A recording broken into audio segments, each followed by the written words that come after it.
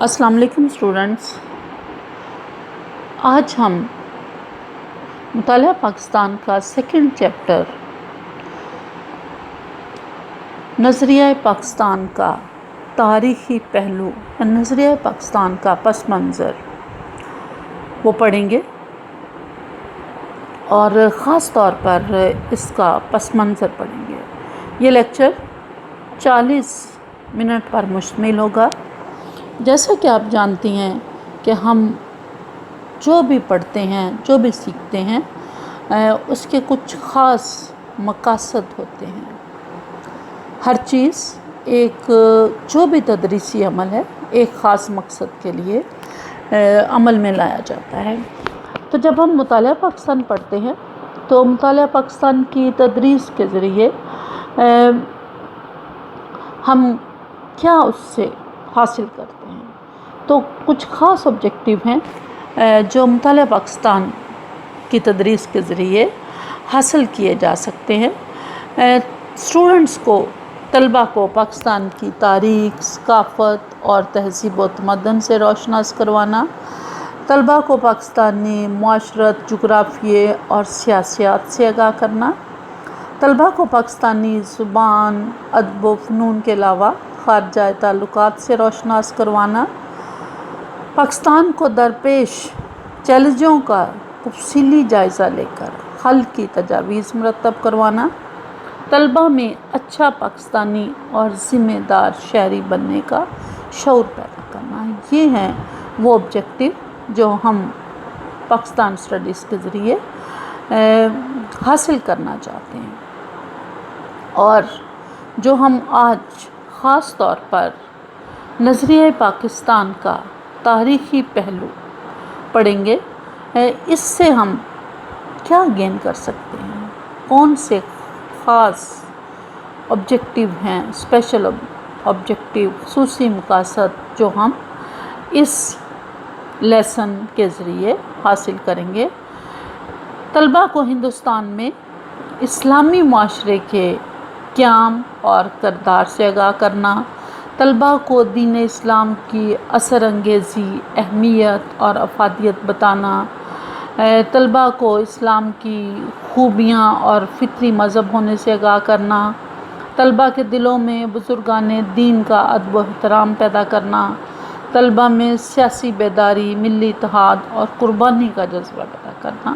یہ وہ آبجیکٹیو ہیں جو ہم اپنے اس لیکچر کے ذریعے حاصل کریں گے۔ کچھ پڑھانے کے دوران کچھ خاص چیزوں سے مدد لی جائے گی جس سے تدریس آسان اور بہتر ہوگی۔ ہم ٹیکسٹ بک، اور چونکہ اس میں کلاس رومز نہیں ہیں تو ٹیکسٹ بک کے علاوہ ہم کچھ ماڈل، تصویریں، نقشہ جات اور کچھ اور فردر جدید ٹیکنالوجی کے آلات، ان تمام چیزوں کی مدد سے اس کو سیکھنے کی کوشش کریں گے۔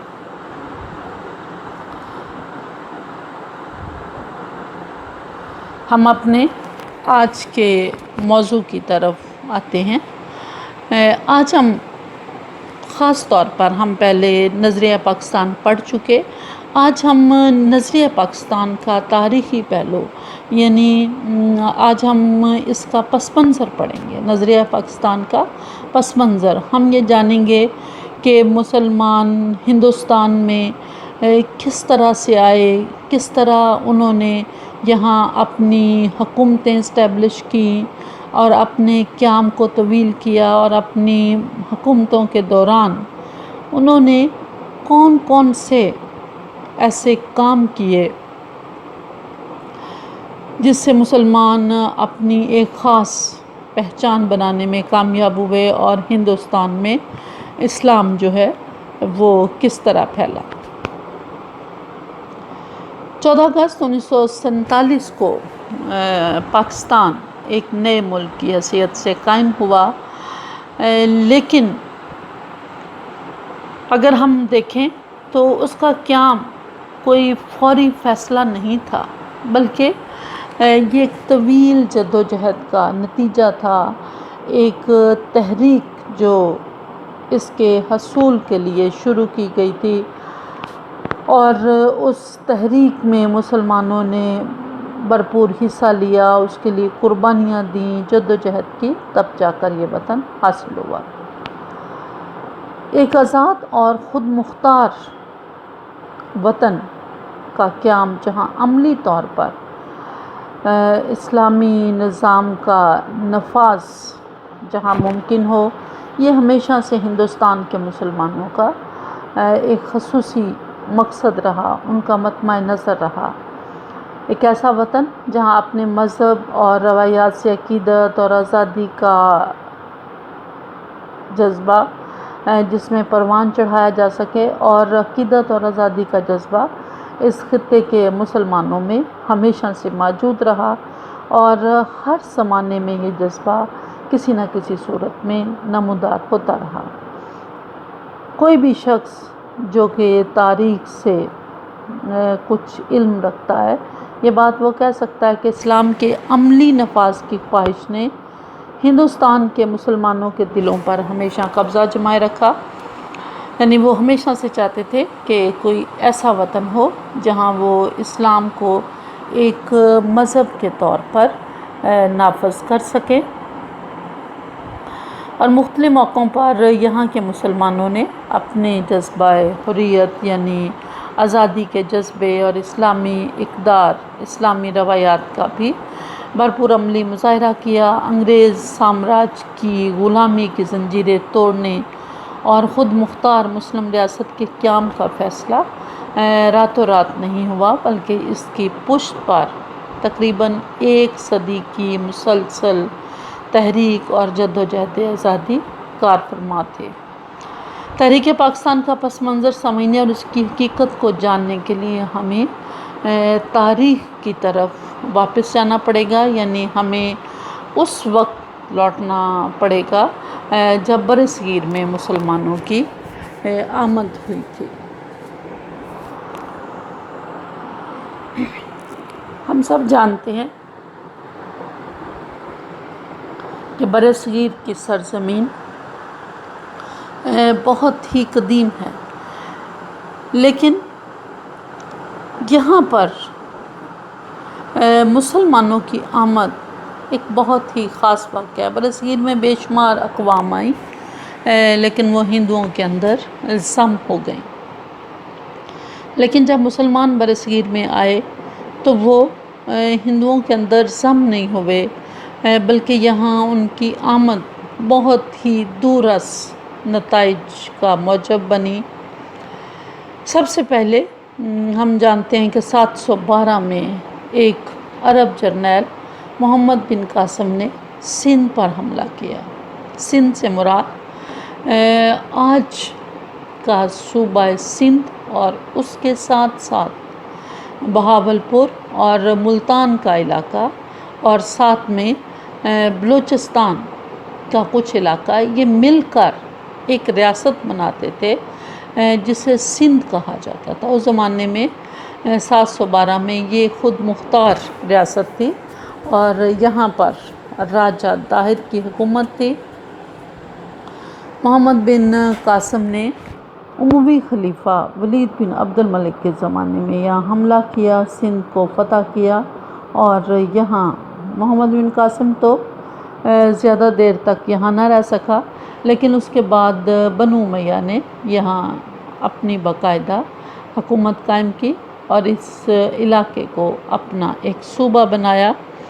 محمد بن قاسم کی فتح کے بعد مسلمانوں کی باقاعدہ ہندوستان میں آمد و رفت شروع ہو گئی، یعنی وہ علاقہ جو محمد بن قاسم نے فتح کیا تھا، وہاں مختلف صوفیہ اکرام جو تھے وہ وسط ایشیا سے آئے، یعنی سینٹرل ایشیا سے، بخارا سے، بلخ سے اور دیگر علاقوں سے مسلم صوفیہ یہاں آئے، اور انہوں نے اسلام کی تبلیغ کا کام شروع کیا۔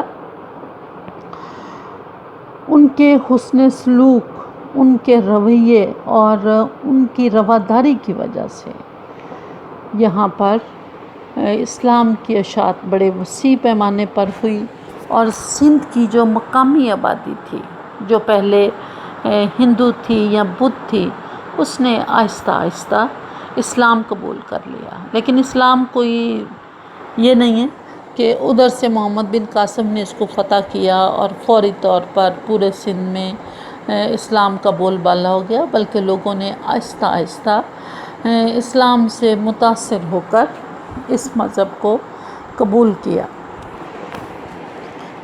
یہاں پر بنو امیہ کے بعد بنو عباس کی حکومت سندھ میں قائم ہوئی، لیکن پھر سندھ عملاً بنو عباس کی جب حکومت کمزور ہوئی، ان کو زوال آیا،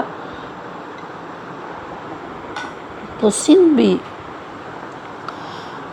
عباسیوں کے ہاتھوں سے نکل کر ایک خود مختار صوبہ بن گیا، اور عباسیوں کے بعد ترکوں اور افغانوں نے ہندوستان کا رخ کیا اور یہاں پر بار بار حملے کیے۔ جن لوگوں نے یہاں بار بار حملہ کیا ان میں محمود غزنوی کا نام بہت ہی نمایاں ہے۔ بہرحال ان حملوں کی وجہ سے جب بھی کوئی مسلم حملہ آور آتا تو اس کے ساتھ بہت سے صوفیہ کرام جو تھے وہ بھی آتے اور یہاں آ کر تبلیغ کرتے، جیسے کہ ہم نے پہلے ذکر کیا کہ ان صوفیہ نے اپنے کردار کی وجہ سے مقامی آبادی کو متاثر کیا۔ وسط ایشیا اور افغانستان سے بے شمار صوفیہ ہندوستان اور پاکستان کی سرزمین پر آئے۔ جو لوگ یہاں آئے ان میں حضرت شیخ اسماعیل لاہوری نے سب سے پہلے یہاں پر اسلام کی اشاعت کا آغاز کیا۔ یہ تقریباً 1005 عیسوی میں یہاں پر آئے تھے۔ ان کے علاوہ حضرت داتا گنج بخش علی حجویری غزنی سے 5ویں صدی ہجری میں برصغیر تشریف لائے۔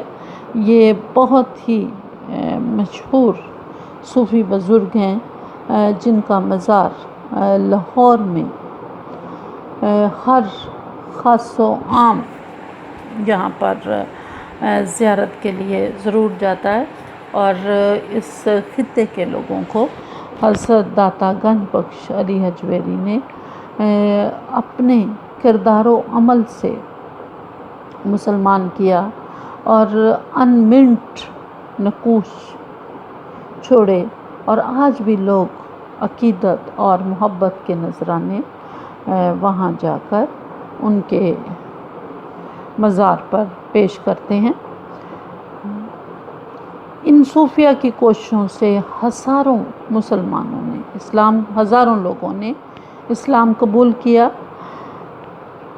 ملتان اور اچ کا علاقہ، خاص طور پر لاہور، ملتان، یہ علاقہ ان صوفیہ کا مرکز بن گیا۔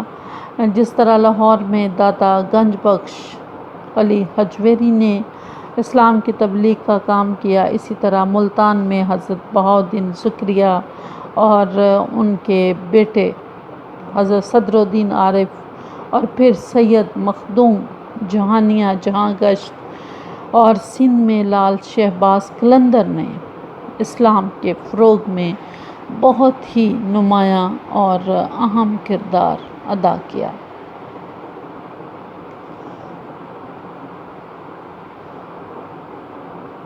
محمود غزنوی کے حملوں کے بعد شہاب الدین غوری نے برصغیر پاک و ہند پر حملہ کیا، پرتھوی راج کو شکست دی۔ جب شہاب الدین غوری نے حملہ کیا تو ان کے ساتھ حضرت خواجہ معین الدین چشتی بھی اپنے رفقا کے ہمراہ، اپنے ساتھیوں کے ہمراہ غزنی سے ہندوستان آئے، اور حضرت معین الدین چشتی نے اسلام کی اس حد تک تبلیغ کی کہ مقامی باشندے چوک در چوک اسلام میں داخل ہوئے، اور آج بھی حضرت معین الدین چشتی کی درگاہ جو کہ ہندوستان میں ہے، ایک بہت بڑی زیارت گاہ سمجھی جاتی ہے۔ سلاطین کے دور سے لے کر اورنگزیب کے زمانے تک ان صوفیہ کرام کی آمد کا سلسلہ، یعنی یہ سلسلہ یہ نہیں کہ 1000 صدی میں شروع ہوا اور پھر وہیں رک گیا، بلکہ یہ سلسلہ مسلسل جاری رہا۔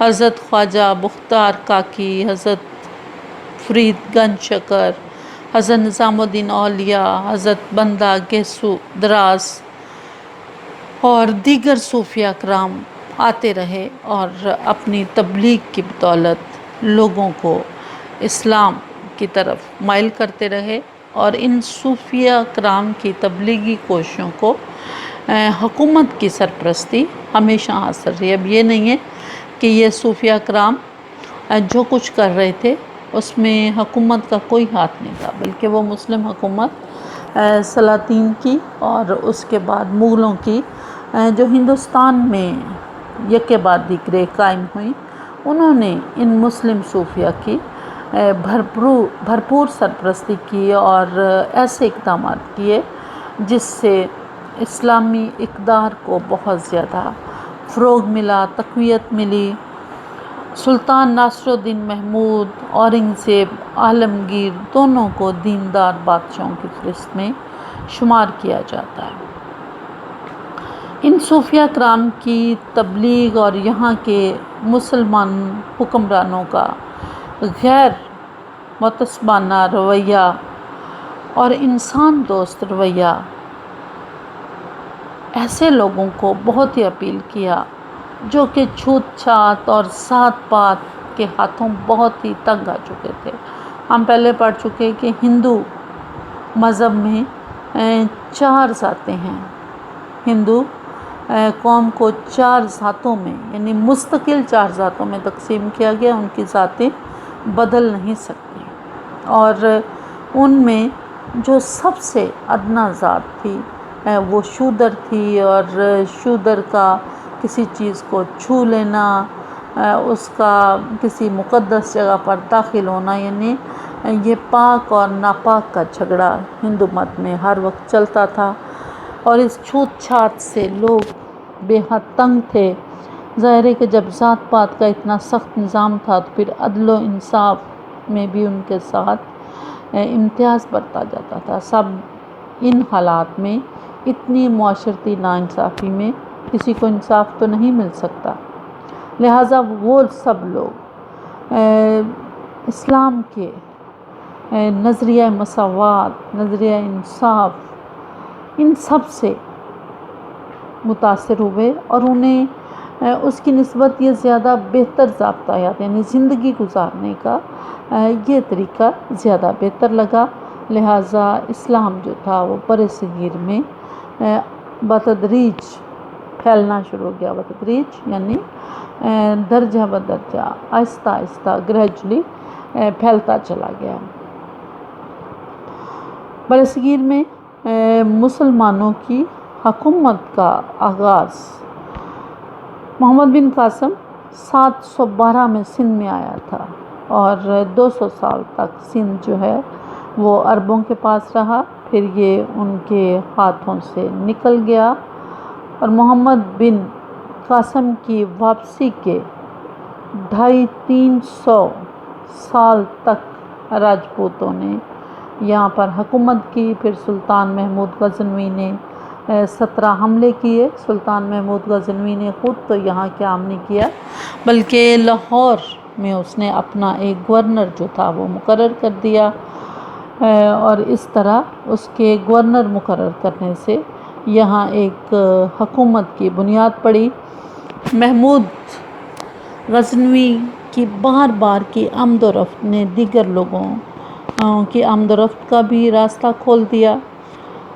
محمود غزنوی کے تقریباً 200 سال بعد سلطان شہاب الدین محمد غوری نے راجپوت راجاؤں کو، یعنی پرتھوی راج کے ساتھ ان کی جنگ ہوئی تھی، اس کو شکست دے کر یہاں کے وسیع علاقے پر قبضہ کیا اور پہلی باقاعدہ مسلم حکومت کی بنیاد رکھی۔ لیکن غوری کا قتل ہو گیا۔ شہاب الدین غوری کے بعد اس کے جانشینوں نے اس سلسلے کو جاری رکھا اور قطب الدین ایبک نے 1206 میں پہلی مرتبہ ہندوستان میں ایک مسلم حکومت کی بنیاد رکھی جو ایک باقاعدہ حکومت تھی، اور قطب الدین ایبک کو پہلا مسلمان بادشاہ تصور کیا جاتا ہے۔ قطب الدین ایبک کے بعد اس خاندان کو خاندان غلامہ کہا جاتا ہے۔ خاندان غلامہ کے بعد خلجی، تغلق، سادات، لودھی، سوری اور مغلوں نے یہاں پر یک کے بعد دیگرے اپنی حکومت قائم کی۔ 1526 میں بابر نے پانی پت کی لڑائی میں ابراہیم لودھی کو شکست دے کر مغلیہ سلطنت کی بنیاد رکھی، جو کہ 1857 تک یہاں کسی نہ کسی صورت میں قائم رہی۔ برصغیر میں جو مسلم حکومتیں قائم ہوئیں، مسلمان حکمرانوں کی حکومتوں کو یہاں کے مقامی لوگوں نے بھی پسند کیا، یعنی آبادی یہاں پر اکثریت ہندوؤں کی تھی، سارا ہندوستان مسلمان نہیں ہوا تھا، تقریباً ہندوستان کی 1/4 آبادی مسلمانوں تھی۔ ابھی بھی 3/3 آبادی جو تھی وہ ہندو تھی، لیکن اس کے باوجود 700 سال تک، تقریباً 800 سال بنتے ہیں، لیکن اگر اس کا اصل دورانیہ دیکھا جائے تو تقریباً 700 سال کا ہے۔ یہاں پر مسلمان حکمران رہے اور ایسی آبادی پر ایسے لوگوں پر حکومت کرتے رہے جن کا مذہب ان سے مختلف تھا اور جن کی تعداد ان سے کہیں زیادہ تھی، لیکن اس کے باوجود ان لوگوں نے مسلمان حکومتوں کو ہمیشہ پسند کیا، لوگوں کے درمیان وہ مقبول رہیں۔ اس کی بنیادی وجہ کیا تھی؟ بنیادی وجہ عدل و انصاف تھا۔ عدل و انصاف کسی بھی معاشرے کی بنیاد ہوتا ہے۔ معاشرہ خواہ کوئی بھی ہو، اس کو عدل و انصاف کے بغیر قائم نہیں رکھا جا سکتا۔ تو یہاں کے مسلم حکمرانوں نے عدل و انصاف کو فروغ دیا اور عدل و انصاف کے معاملے میں مسلم اور غیر مسلم رعایا کے درمیان کوئی فرق نہ کیا۔ باہمی مشاورت کا نظام بھی قائم کیا، یعنی لوگوں سے مشورہ کیا جاتا تھا، ان کے مشورے سے امور حکومت سر انجام دیے جاتے تھے۔ کئی معاشرتی برائیاں جو تھیں ان کو ختم کرنے کی کوشش کی، ذات پات کا رواج خاص طور پر ختم کرنا چاہا اور مساوات قائم کرنی چاہیے، وہ کہ اس میں زیادہ کامیابی نہ ملی۔ ہندوؤں کی ذات پات کا نظام بڑا ہی اٹل تھا۔ غیر مسلموں سے اچھا سلوک کیا گیا، انہیں ہر طرح کی آزادی دی گئی، رفاہ عامہ کے بے شمار کام کیے گئے۔ ان تمام اقدامات کی بدولت ہندوستان کے سیاسی، معاشی اور معاشرتی ڈھانچے میں تبدیلیاں رونما ہوتی رہیں اور ایک ایسی معاشرت کی بنیاد پڑی جو انفرادی خصوصیت کی حامل تھی، یعنی مسلمانوں کے 700 سالہ دور میں، جس میں 500 سال عروج کے ہیں، 200 سال تقریباً دور زوال کے ہیں، جو انگریزوں کی آمد کے بعد کے ہیں۔ ایک اچھی حکومت اور اچھی معاشرت کی بنیاد رکھنے کے بعد ہر وہ چیز جس کو عروج ہوتا ہے اسے زوال بھی آنا ہوتا ہے۔ تو مسلمان حکومتوں کو عروج کے بعد زوال آیا اور زوال کا ایک نیا دور شروع ہوا، اور زوال کا یہ نیا دور تب شروع ہوا जब अंग्रेज़ों ने 17वीं सदी की इब्तदा में हिंदुस्तान में तजारत की गरज से वो आए और फिर उन्होंने यहाँ के लोगों की सियासी कमज़ोरियों से फ़ायदा उठाया और हिंदुस्तान में अपने कदम मजबूत करने शुरू कर दिए। अकबर और उसके जानशीनों की हद से ज़्यादा बढ़ी हुई रवादारी ने भी जो उन्होंने रवादारी की पॉलिसी ख़ास पॉलिसी अपनाई थी, जिसकी वजह से बंगाल में हिंदुओं और अंग्रेज़ों को बड़ी क़ुव्वत हासिल होगी। औरंगज़ेब आलमगीर तक तो मामला ठीक रहे, लेकिन जैसा कि हम जानते हैं कि अकबर के बाद उसका बेटा जहांगीर के बाद शाहजहां और शाहजहां के बाद औरंगज़ेब की हुकूमत कायम हुई। औरंगज़ेब के बाद जितने भी हुक्मरान आए वो नाअहल थे। मुग़लिया सल्तनत बहुत बड़ी थी, वो इस सल्तनत को संभालने में कामयाब ना हुए। और शख्सी हुकूमत की सबसे बड़ी ख़राबी ये होती है कि शख्सी हुकूमतों में, यानी जो फ़र्द वाहिद की हुकूमत होती है, अगर उस पर काबिल हुक्मरान आते रहें तो हुकूमत मजबूत रहती है। जैसे ही कोई नाअहल शख्स तख्त पर मुतमक्किन हो तो ज़वाल का अमल शुरू हो जाता है। औरंगज़ेब की औलाद जब मुग़लिया सल्तनत को संभाल न सकी, लिहाजा पूरे बरसगीर में तवाइफ़ुल मलूकी फैल गई। लोगों ने खुद मुख्तार होना शुरू कर दिया और दूर दराज के जो इलाके थे वो मुग़लिया सल्तनत से कटने लगे। आहिस्ता आहिस्ता मुग़ल ख़ानदान बहुत ही कमज़ोर हो गया और उस जैसे जैसे मुग़ल कमज़ोर होते चले गए, अंग्रेज़ और उनके साथ साथ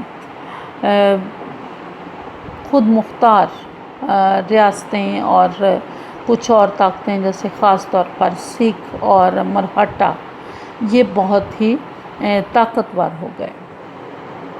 सिखों ने पंजाब में अपनी हुकूमत कायम कर ली, इसी तरह मरहट्टों ने अपनी एक ताकतवर हुकूमतें कायम की जो कि मुग़लों के मद्दे मुक़ाबिल थीं। तो जब तमाम इलाके मुग़लिया सल्तनत से अलग होने लगे, छोटी छोटी रियासतें और उन रियासतों के राजाओं और नवाबों की एक दूसरे के साथ चपकलश, और उस चपकलश का फ़ायदा सबसे ज़्यादा अंग्रेज़ों ने उठाया और उन्होंने एक एक करके तमाम इलाकों को अपने अंदर शामिल करना शुरू कर दिया। और इस कब्ज़े का आगाज़ उन्होंने बंगाल से किया था और फिर आहिस्ता आहिस्ता वो आगे बढ़ते चले गए। हिंदुस्तान में अगर हम मुसलमानों के ज़वाल के असबाब का जायज़ा लें तो इसमें जो सबसे अहम तरीन सबब है वो मुसलमानों का इस्लामी नज़रिया हयात से रोगुर्दा नहीं करना था, यानी मुसलमान इस्लामी नज़रिया हयात पर कारबंद ना रह सके, जिसकी वजह से यहाँ के मुस्लिम माशरे में जो नुमाया खसूसियत थी उनका ख़ात्मा हो गया। मुस्लिम माशरे में हिंदवाना रस्म व रिवाज और गैर इस्लामी तौर तरीके राइज हो गए। जहाद का जज्बा कमज़ोर होते होते आहिस्ता आहिस्ता ख़त्म हो गया। मुसलमान आराम तलबी और अखलाकी पस्ती बेरा रवी का शिकार हो गया। आराम तलबी का ये आलम था कि मुसलमान सिपा सालार पालकियों में बैठकर जंग लड़ने जाया करते थे। जब एक सिपाही घोड़े की पीठ पर बैठने की बजाय पालकी पर बैठकर जंग लड़ने जाएगा तो वो कौन सी जंग लड़ सकता है, ये किसी तरह मुमकिन ही नहीं है। और फिर आराम तलबी जहाँ आती है वहाँ कुछ इखलाकी पस्ती और बेरा रवी भी आती है। हिंदुओं ने इस मौके से, यानी अंग्रेज़ों के साथ साथ हिंदुओं ने भी भरपूर फ़ायदा उठाया। मुसलमानों के ख़िलाफ़ उन्होंने बेशुमार ऐसी तहरीकें शुरू की जिनका मकसद ये था कि मुसलमान यहाँ से चले जाएं। हिंदू हमेशा से ये समझते थे कि हिंदुस्तान जो है वो सिर्फ़ हिंदुओं का है, यानी हिंदुओं के नज़दीक पूरा हिंदुस्तान हिंदुओं का है। मुसलमान बाहर से आए हुए हैं, लिहाजा उन्हें जहाँ से आए हैं उन्हें वहीं वापस लौट जाना चाहिए। अब ये बात वो ये नहीं सोचते थे कि जो लोग बाहर से आए थे मुसलमान फातिया, वो तो बहुत थोड़े थे, लेकिन जो लोग मुसलमान हुए उनका ताल्लुक़ इसी हिंदुस्तान से था। लेकिन उन मुसलमानों को भी हमेशा हिंदुओं ने गैर समझा, हालांकि वो भी इसी धरती की पैदावार थे। लेकिन अब नज़रिए की वजह से उनके दरमियान बहुत ज़्यादा फ़र्क आ चुका था।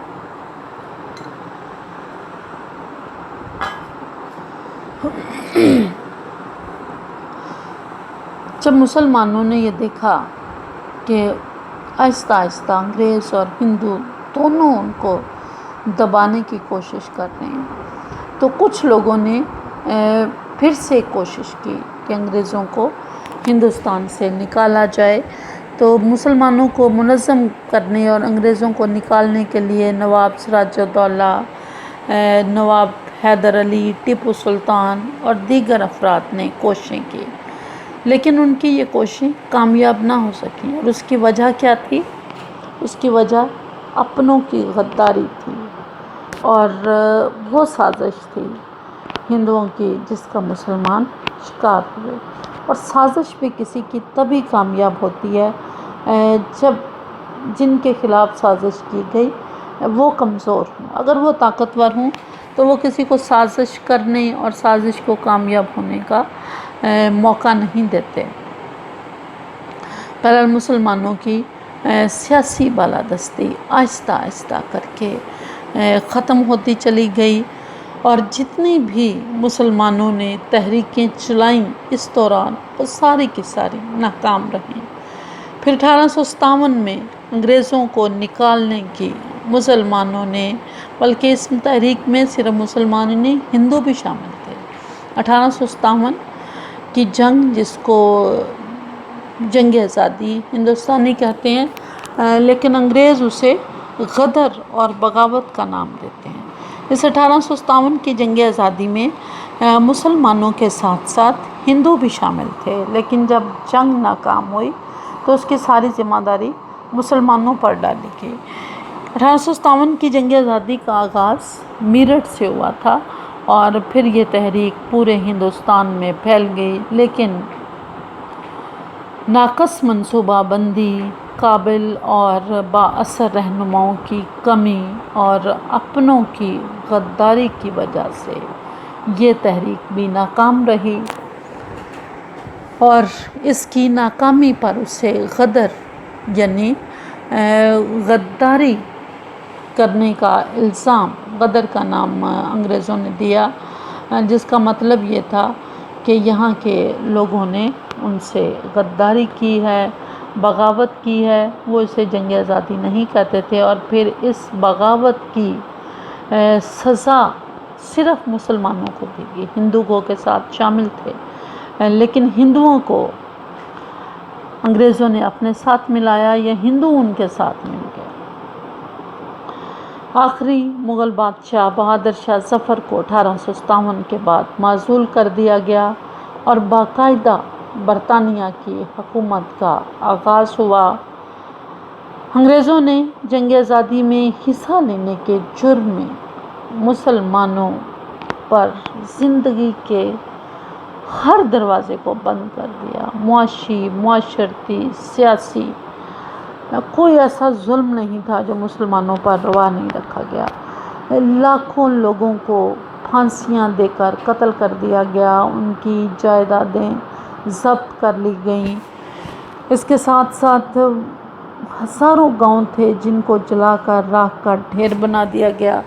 مسلمانوں کو ملازمت سے نکال دیا گیا، ان کے کاروبار تباہ و برباد ہو گئے، کچھ قتل ہو گئے، کچھ قید و بند میں ڈال دیے گئے، کچھ تنگ آ کر وطن چھوڑ گئے۔ کہا جاتا ہے کہ انگریزوں نے ایک انگریز کی موت کے بدلے 1,000 ہندوستانیوں کو ہلاک کیا، یعنی جہاں کہیں اس جنگ کے دوران ایک انگریز کی موت واقع ہوئی تھی، اس کے بدلے میں 1,000 ہندوستانیوں کو قتل کیا گیا۔ یہ ظلم، بربریت اور وحشت اور درندگی کی ایک وہ حد تھی، وہ دور تھا جو بہت کم قوموں کی زندگی میں آتا ہے۔ 1857 کی جنگ آزادی کے خاتمے کے بعد ہندوستان کے مسلمان سیاسی، اقتصادی، معاشرتی طور پر ختم ہو چکے تھے۔ وہ احساس کمتری کا بھی شکار تھے، انہیں اپنی کسی منزل کا پتہ نہیں تھا۔ انگریزی تعلیم سے وہ نفرت کرتے تھے اور اسے اپنے مذہب کے خلاف سمجھتے تھے۔ معاشی طور پر وہ برباد ہو چکے تھے، یعنی نہ ان کے پاس تعلیم تھی، نہ ان کے پاس روپیہ پیسہ تھا۔ زندگی گزارنے کا کوئی بھی سامان اس وقت مسلمانوں کے پاس نہیں تھا۔ مسلمانوں کی اس حالت زار کے بارے میں خود ایک انگریز ولیم ہنٹر لکھتا ہے، ہندوستان جب ہمارا محکوم ہوا تو مسلمان یہاں کی بہت بڑی طاقت تھے، لیکن بعد میں یہاں اقتصادی اور سماجی طور پر بالکل برباد ہو گئے، بالکل تباہ ہو گئے۔ ایک اور انگریز افسر نے مسلمانوں سے کہا کہ وہ ایک تباہ شدہ نسل ہیں۔ ایک اور مصنف کے مطابق مسلمانوں کا غرور ٹوٹ گیا اور وہ نہایت مایوسی کے عالم میں رہ رہے تھے۔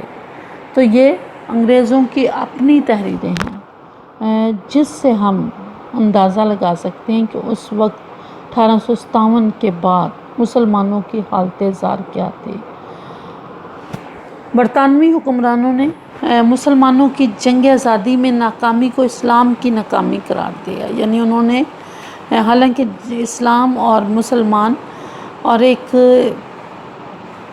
دوسرے کے ساتھ ان کو جوڑا، اسلام ناکام نہیں ہوا تھا، ہندوستان کے مسلمان ناکام ہوئے تھے، لیکن چونکہ مسلمان احساس کمتری کا شکار تھے، لہٰذا انہیں یہ باور کرایا گیا کہ یہاں تو اسلام ہی ناکام ہو گیا، اور ان کے زوال کو اسلام کے زوال سے نسبت دی کہ مسلمانوں کو زوال نہیں آیا بلکہ اسلام کو زوال آیا۔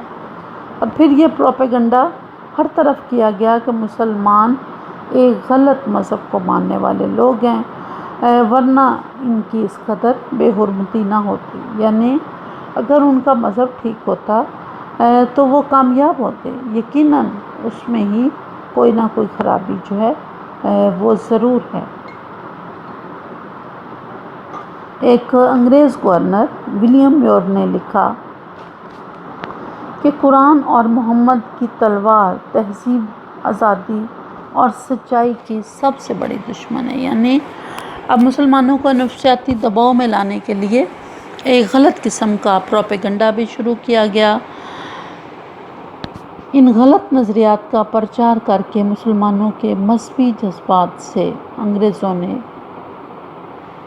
کھیلنا شروع کر دیا۔ مسلمانوں کے مذہب پر، ان کے پیغمبر پر کئی طرح کے الزام تراشیاں کی گئیں، اور پھر کتابیں لکھنے کا ایک سلسلہ شروع ہوا، اور پوری دنیا کے سامنے مسلمانوں کو ظالم اور جاہل، یعنی مسلمانوں کی صرف 2 خوبیاں تھیں کہ وہ ظالم تھے، اور اس ظلم کے لیے بے شمار قصے اسلامی تاریخ سے لے کر، یعنی جو مسلمانوں کی پوری تاریخ تھی اسے ہی ظلم قرار دیا گیا، اور حتیٰ کہ اسے قصاب کی دکان کہا گیا۔ اور پھر جہاں وہ ظالم تھے اس کے ساتھ ساتھ وہ جاہل بھی تھے، کیونکہ وہ جدید تعلیم سے بہت دور تھے، اور ان کا زمانے کے تقاضوں کو نہ سمجھنا مسلمانوں کے لیے ہمیشہ سے ایک نقصان کا باعث رہا۔ مومن وہ ہوتا ہے جو اپنے زمانے میں زندہ رہتا ہے۔ مسلمان جب زوال کا شکار ہوئے تو وہ بھی کہیں صدیوں پیچھے رک گئے، جہاں ان کی ترقی رکی تھی وہاں وہ بھی رک گئے، اور وقت بہت آگے نکل گیا، اور اس آگے نکلتے ہوئے آگے بڑھتے ہوئے وقت کی رفتار کو وہ سمجھ نہ سکے، لہٰذا وہ پیچھے رہ گئے، اور ان کے پیچھے رہ جانے کو ان کی جہالت سے تعبیر کیا گیا۔ مسلمانوں کو باغی اور غدار قرار دے کر سرکاری ملازمتوں کے دروازے ان پر بند کر دیے گئے، ہندوؤں کے ساتھ ہمدردی کا رویہ اختیار کیا گیا۔ یہ حالات بڑے ہی مایوس کن اور حوصلہ شکن تھے، لیکن ان سب کے باوجود مسلم قومیت کا جو جذبہ تھا وہ بھی ماند نہیں پڑا تھا۔ اس برے وقت میں، ان نامساعد حالات میں مسلمانوں کو کچھ ایسے رہنما میسر آ گئے جنہوں نے اس ڈوبتی ہوئی کشتی کو بھنور سے نکال لیا اور اسے کنارے پر لگا دیا، اور مسلمانوں کا علیحدہ تشخص اور قومیت برقرار رکھنے میں ان کی مدد کی۔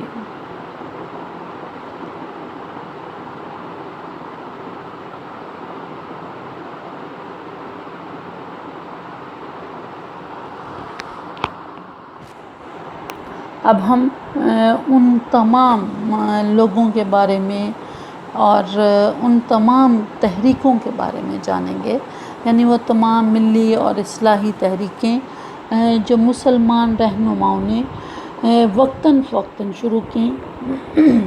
کچھ رہنما اپنی ذات میں خود انجمن تھے، اور کچھ ایسے تھے جنہوں نے باقاعدہ تحریکوں کی بنیاد رکھی اور ہندوستان کے مسلمانوں کے اس برے وقت میں رہنمائی کی۔ یہ ہم پیچھے پڑ چکے کہ برصغیر میں مسلمانوں کی آمد کی وجہ سے صوفیہ کرام اور علماء نے اس خطے کا رخ کیا۔ ان کے بے داغ کردار، دل نشین انداز، تبلیغ اور اسلامی نظریہ حیات کی مؤثر وضاحت کی وجہ سے غیر مسلموں نے اسلام قبول کر لیا۔ ان صوفیہ اور علماء نے اسلام کو پھیلانے میں جو کردار ادا کیا تھا وہ سینکڑوں برسوں میں مسلمان حکمران نہیں کر سکے اور نہ ہی کر سکتے تھے، یعنی اسلام کوئی حکمرانوں کی وجہ سے نہیں پھیلا اور نہ ہی ان خواتین کی وجہ سے پھیلا۔ اسلام کے فروغ کا سبب صرف اور صرف مسلم صوفیہ تھے۔ صرف اتنا تھا کہ بادشاہوں نے ان صوفیہ کی سرپرستی کی تھی۔ صوفیہ اور کچھ دوسرے درد مند جو اسلام سے محبت کرتے تھے، ان لوگوں نے مسلم معاشرے کی اصلاح اور اسلامی تہذیب و عقائد کے تحفظ کے لیے کئی تحریکیں چلائیں۔ خاص طور پر 18ویں اور 19ویں صدی میں مغلیہ سلطنت کے دور زوال کے زمانے میں مسلم معاشرے کی اصلاح، توہم پرستی، بری رسموں کے خاتمے، مسلم تہذیب و عقائد کے تحفظ اور مسلمانوں کے اتحاد کے لیے بہت سی کوششیں ہوئیں۔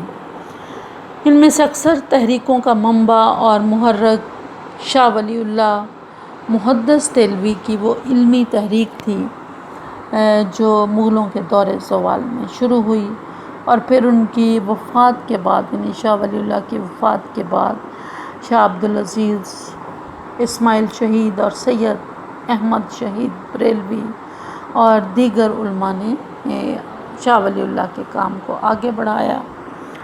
شاہ ولی اللہ سے بھی بہت پہلے مجدد الافسانی نے اکبر اور جہانگیر کے دور میں جو غلط اسلامی عقائد معاشرے میں رائج پا گئے تھے ان کی اصلاح کی کوشش کی، ان غلط عقائد کی بے خونی کی۔ تو ہم تفصیل کے ساتھ حضرت مجدد الافسانی، شاہ ولی اللہ سر سید احمد بریلوی شہید کی تحریک مجاہدین، فرائضی تحریک، ان سب تحریکوں کا یک بعد دیگر تفصیل کے ساتھ جائزہ لیں گے، اور پھر سر سید احمد خان کی تحریک علی گڑھ، جس نے مسلمانوں کی برے وقت میں بھرپور رہنمائی کی، ان سب کا جائزہ ہم آنے والے لیکچرز میں لیں گے اور ان کو تفصیل کے ساتھ پڑھیں گے۔ آج ہم نے اس پس منظر کو جاننے کی کوشش کی جو کہ پاکستان کی نظریہ پاکستان کی بنیاد تھا، اور قائد اعظم نے بجا طور پر کہا تھا کہ پاکستان تو اسی دن وجود میں آ گیا تھا جس دن ہندوستان کا پہلا ہندو مسلمان ہوا تھا۔ تو آج ہم نے وہاں تک جانے کی کوشش کی کہ سب سے پہلے ہندوستان میں کون آیا، کیسے یہاں کے لوگ مسلمان ہوئے، یہاں کس طرح مسلم حکومتیں قائم ہوئیں، پھر ان کو کیسے زوال آیا، اور زوال کی وجوہات کیا تھیں، اور اس زوال کے زمانے میں کن کن لوگوں نے مسلمانوں کی رہنمائی کی۔ امید ہے کہ آپ اس پس منظر کو سمجھ چکے ہوں گے، اور اگر کوئی چیز سمجھ نہ آئی ہو تو اس کے لیے آپ کومنٹس میں جا سکتے ہیں، اور اس کے ذریعے جو بھی آپ کی الجھن اور مشکل ہے اس کو دور کر سکتے ہیں۔ بہت شکریہ۔